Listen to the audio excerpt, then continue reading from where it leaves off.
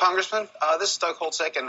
How do you feel about the Dodd bill and the Consumer Protection Bureau placed inside of the Fed? Do you think that's a good way to handle this? And if we look back, the Fed really was the institution that didn't take on the subprime mortgages, and in the end, the financial crisis was built off a mountain of bad mortgages in the United States. Are we addressing the real problem? Well, they obviously failed on subprime lending, and they moved on credit cards very slowly.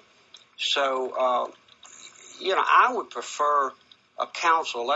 We in the House proposed a council, and we would include state regulators in that council and maybe someone from the private sector.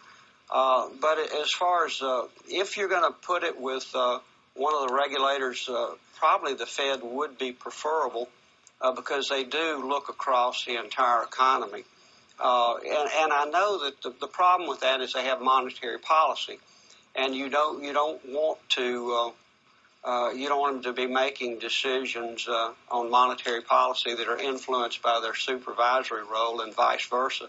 So those are tough questions. I will say the Dodd bill adopts several provisions that we Republicans in the House pushed, and one was to quit the 13.3, where the AIG bailouts and all the others came through.